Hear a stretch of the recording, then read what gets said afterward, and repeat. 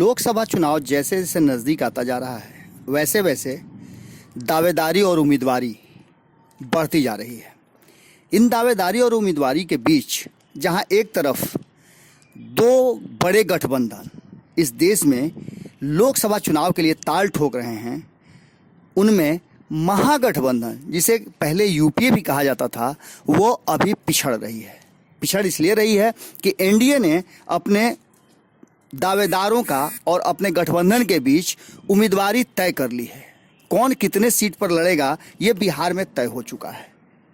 जैसा कि आप सभी जानते हैं कि 17-17-6+1 का फॉर्मूला एनडीए ने तय कर लिया है। इसके बाद महागठबंधन में काफ़ी कयास और प्रयास के बाद भी अब तक ये तय नहीं हो पाया है कि कौन कितने सीट पर चुनाव लड़ेगा। इन सब के बीच जहां एक तरफ जदयू और कांग्रेस में सीटों को लेकर के कई बातें सामने आ रही हैं, जहां जदयू लगातार एनडीए में भारतीय जनता पार्टी के कई सीटों पर दावेदारी कर रहा है, वहीं कांग्रेस को के कई सीटों पर आरजेडी दावेदारी महागठबंधन में कर रहा है। अब इस पेंच को देखते हुए सीटों का फैसला नहीं होना लगातार चुनाव लड़ने के लिए ताल ठोकने वाले प्रत्याशियों के लिए मुश्किलें बनती जा रही हैं।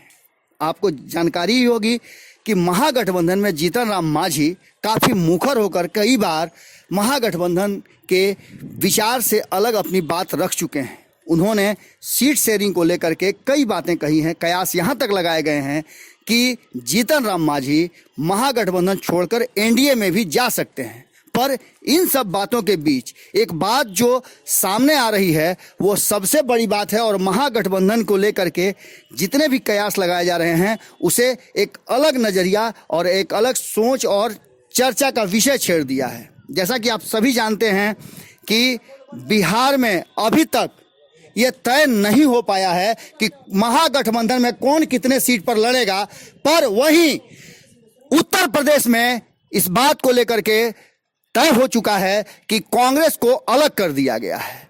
जब बात बिहार की होती है तो जो भी प्रत्याशी या महागठबंधन के जितने भी 6 दल हैं वो 6 दल के प्रत्याशियों में खास करके काफ़ी उथल पुथल मची हुई है और असुरक्षा की भावना भी सामने आ रही है। इस बीच में कल मदन मोहन झा दिल्ली कूच कर गए हैं और दिल्ली कूच करने के बाद एक जो सबसे पहली खबर आई वो ये आई कि कांग्रेस ने अपने प्रत्याशियों की लिस्ट जारी कर दी है।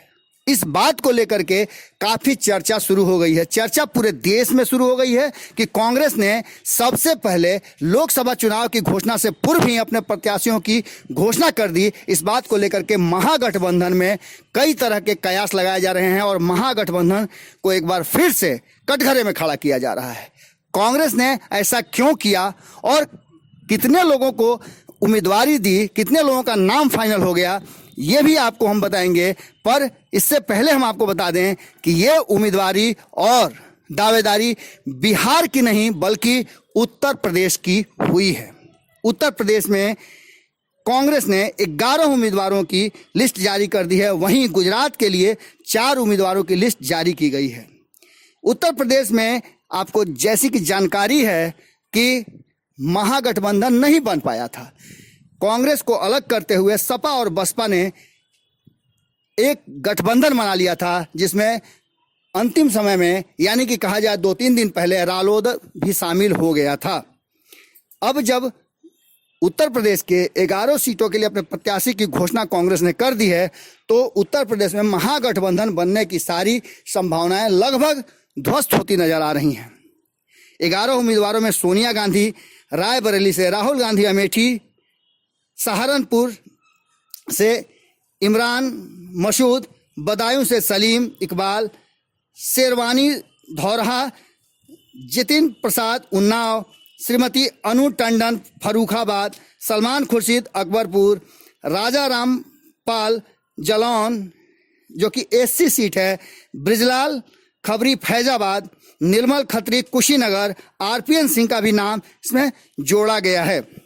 गुजरात में के लिए जो 4 उम्मीदवार फाइनल हुए उसमें अहमदाबाद पश्चिम एससी एसटी सीट है, जिसमें राजू परमार, बड़ोदरा प्रशांत पटेल आनंद, भारत सिंह सोलंकी, छोटा उदयपुर, और रंजीत मोहन सिंह राठवा से उम्मीदवार घोषित किए गए हैं। इन उम्मीदवारी के बाद अब कांग्रेस आगे निकल चुकी है और उसने एक स्टैंड और कहा जाए तो एक बेंचमार्क रख दिया है, जिसमें और भी दल किस तरह से एक्शन और रिएक्शन में आते हैं।